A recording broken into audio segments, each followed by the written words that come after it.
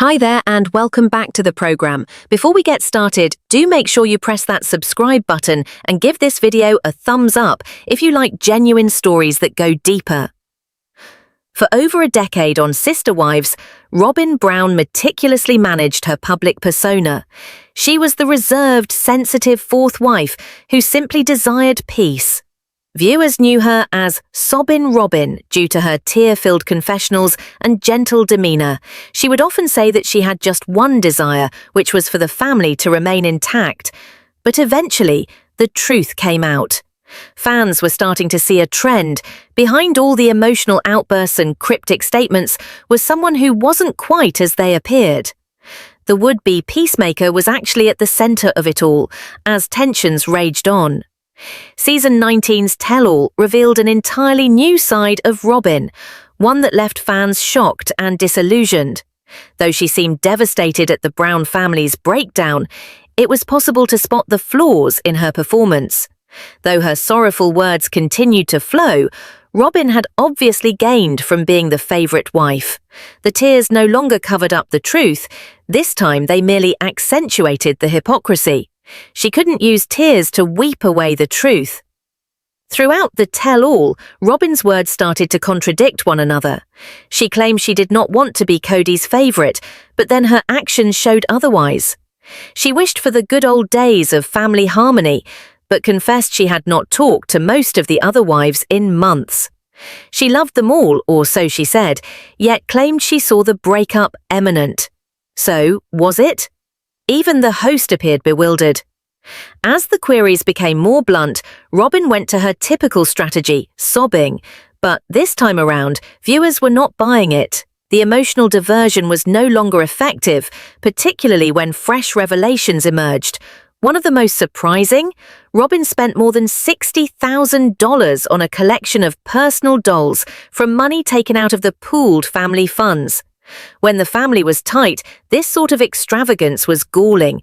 It wasn't the dolls, it was the principle of fairness, and Robyn had a way of always getting what she wanted. Ultimately, Robyn came clean, what everyone suspected all along. She was Kody's leader. She didn't come out and say that she was his favorite, but it became obvious in the way she acted. One small incident on the tell-all involving a luggage rack sealed the deal. When the host asked Robyn if she always received the luggage rack, she confessed that she did, then dismissed it like nothing mattered. But to the other wives and television viewers, it was a sign of the larger issue. Robyn had the best of everything, and the others were left out. It wasn't about favoritism anymore. It was about a whole other dynamic. Robyn had the legal union, Kody's undivided attention, and the emotional devotion that the others could never even come close to. Unintentionally or not, she was the wedge that split the family up. And even today, Robyn continues to be the bewildered victim. She reminisces about missing the other wives and grieving the loss of the family, but her behavior tells another story. She just sat and let Kody emotionally disconnect from Mary, Janelle, and Christine, and she never really stood up for them. Tears cannot erase what has already transpired. To most viewers, Robyn is now the show's villain. She may not be aware of it, but that is how she is perceived, by the viewers, and by the women Kody had left behind. Robyn got everything, and the rest of them got leftovers. And that reality is difficult to ignore. Among all the wives, Christine appears to have endured the greatest hardship of Kody's emotional abandonment. Despite being the emotional hub of the family much of the time, she was treated with distance and disrespect. Christine has openly reported feeling seen by Kody, particularly in their last years together. But now Christine is finally on the mend. She's happily dating David Woolley, and she's talking more about just how hard those years actually were. After all she endured, she's finally being heard, and she's left behind a hurtful chapter. So, what happens next in the Sister Wives story? Only time will tell. But one thing is certain. The truth is out, and the family as it once was is gone for good. And no amount of crying or apologizing can change that. Thanks for watching. Be sure to subscribe for more real stories and comment below. What's your take on Robyn's role in the Brown family's unraveling? Part 3 of the special was broadcast on June 8, 2025, and with it was one of the most emotional reveals from Christine. She revealed that when she finally knew that her marriage to Kody was over was when he announced before the whole family that he was going to marry Robyn. That was not an announcement of love. It was a turning point in the family dynamic that Christine sensed strongly. What had become a pleasant, affectionate relationship between her and Kody started to fall apart. She termed their previous relationship as a blast, full of joy and true camaraderie.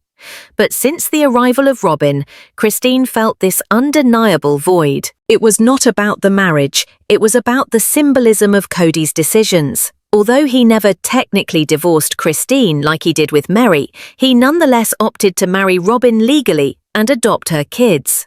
Christine had a difficult time understanding it.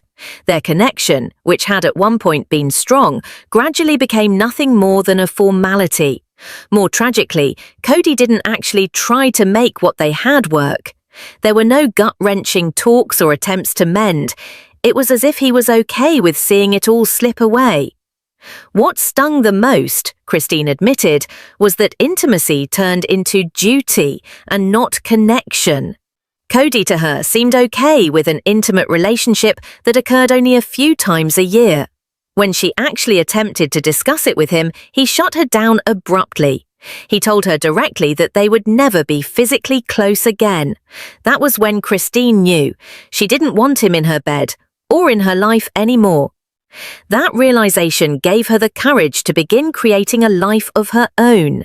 She started reclaiming her independence step by step, until she ultimately left behind the emotional aridity she had endured for far too long.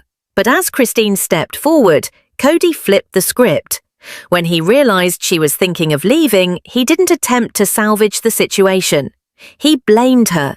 He rationalized the absence of intimacy by accusing her of infidelity, stating that being with her was like having someone stab him in the back.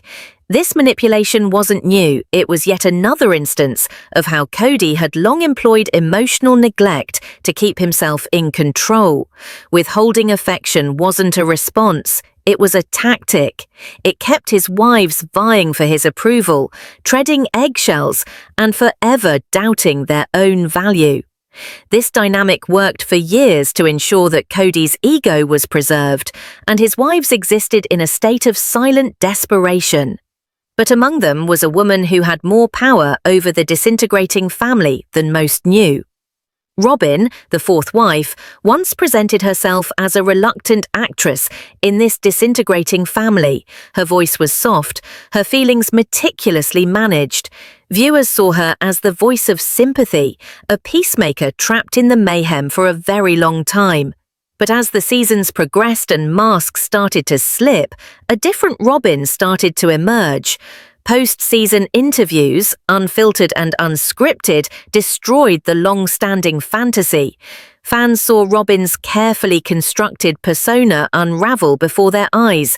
Her gentle, compassionate demeanor gave way to a cycle of contradictions, privileges, and evasions that couldn't be dismissed. Robyn had always professed wanting harmony and equity. But the viewers who were attuned to the show saw something entirely different happen. There was an open imbalance that developed in the family, and Robyn was always the one on the receiving end of the best treatment. She frequently welled up on camera, bemoaning the lost relationship of the family, yet gained most from its dissolution. In one particularly revealing interview, Robyn vacillated between insisting she was shocked by the collapse of the family and acknowledging that she had known it was coming the whole time. The contradictions mounted. Was she really bewildered, or merely attempting to safeguard an image she had so aggressively constructed? The host, famous for her blunt but respectful style, didn't let these contradictions pass.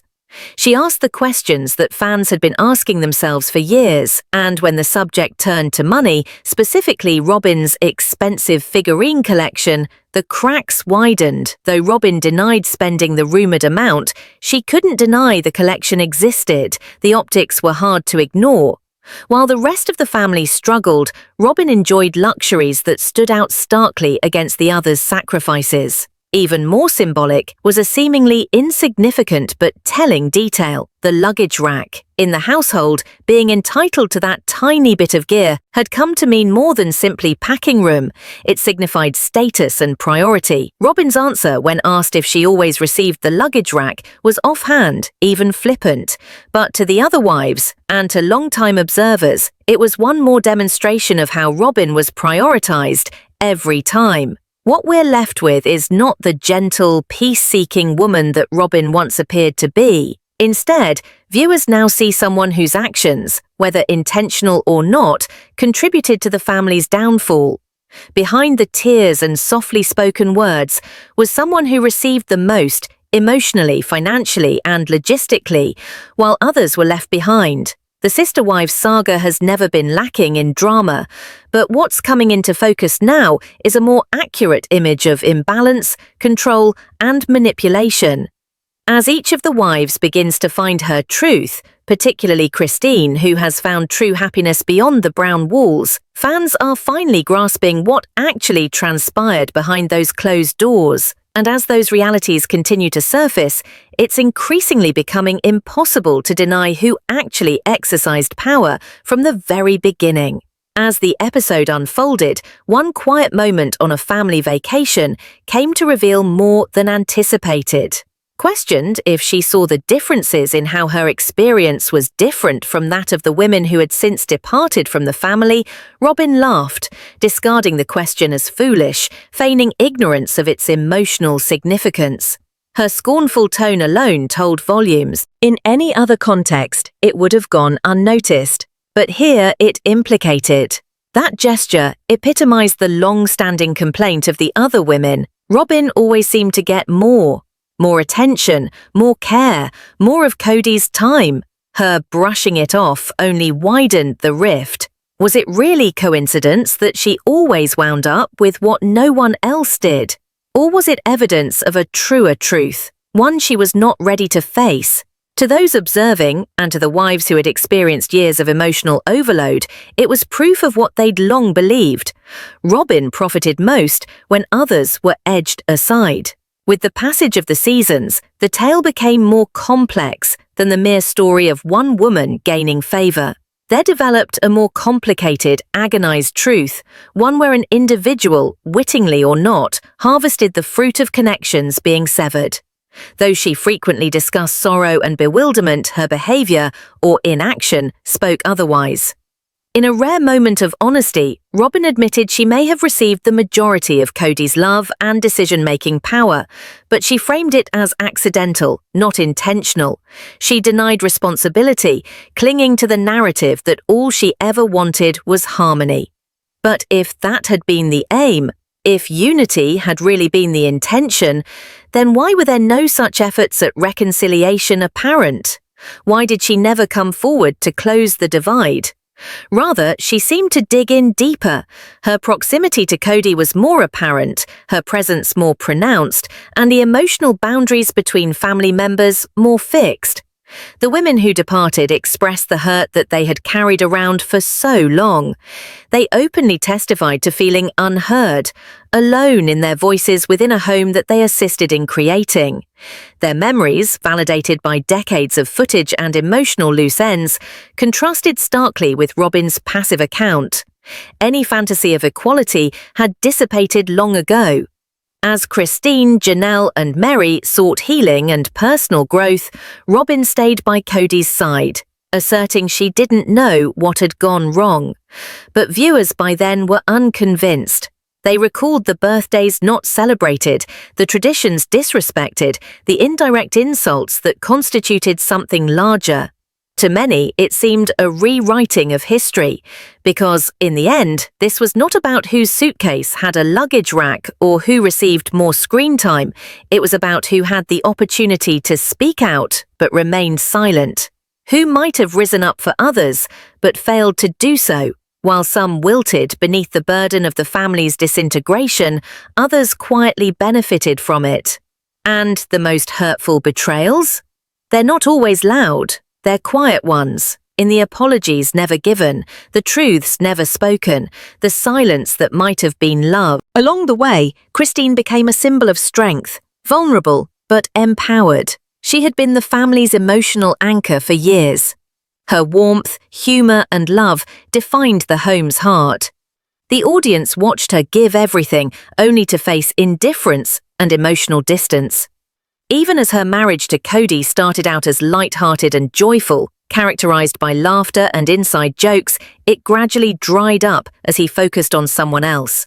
The day he went public with his legal marriage to Robyn was the turning point. To Christine, it represented more than filling out paperwork. It was the end of their intimacy, their connection, and in effect, their marriage. Although others might have experienced similar anguish, Christine's was so raw. Her fall from being a loved partner to an afterthought was almost palpable among the fan base. What had begun as a vibrant relationship with fun and games came to be little more than a chilly ritual, maintained by duty, not love. And when the physical intimacy dissipated, so did the emotional adhesive, which had once bound them together.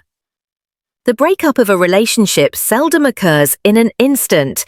It happens quietly, over countless little hurts, neglected needs, and unseen sacrifices.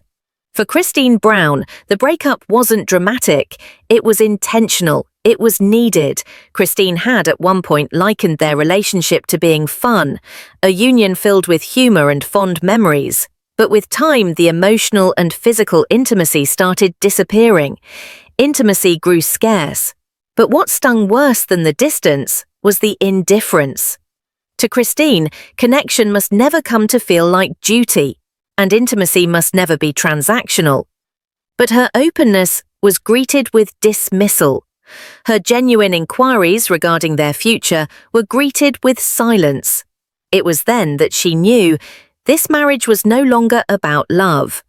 Instead of going on to continue to share a bed that was devoid of it, Christine made a silent but potent decision. She walked away. Every step back was a step toward claiming her value. Her hurt gave way to purpose. Her silence turned to strength. But Kody Brown did not have the same tale to tell. He framed Christine's leaving as betrayal. Her skepticism was to him evidence of betrayal. He insisted she stabbed him in the back. This was not just an excuse, it was a modus operandi, a control mechanism. She had kept her hurt inside for years. She remained for the family. She remained to maintain the harmony. But the price tag on invisibility eventually became too steep. Christine's decision to leave wasn't theatrical, it was courageous, it was authentic. She understood that being loved is never supposed to be a privilege, it's meant to be a right. Once she left, she started discovering the real her. In a new relationship, she discovered something she had missed for long, being seen, respected, and adored for who she was. For the first time in years, Christine stood entirely in her own light. But her ex-husband clung to the same tale, that she was responsible, that his withdrawal was her doing. He misconstrued the truth. Emotional withdrawal had come before her leaving. Christine's tale is intimate, but not unique. Many experience what it's like to feel invisible in a relationship, to confuse endurance for love. But she demonstrated something strong. You do not have to remain. You can want more. Christine didn't leave a failing marriage. She left towards self-respect. Her legacy isn't one of defeat, it's one of empowerment. Thanks for watching. If Christine's story inspired you, don't forget to like this video, subscribe for a daily dose, and join the conversation in the comments. Until next time, stay strong, stay honest, and never forget your worth. Affection was reserved, as a reward. Emotional distance was a strategy. As soon as a wife spoke out, love was taken away. Any questioning of his authority? A threat. Christine, too, was punished for demanding something beyond mute obedience.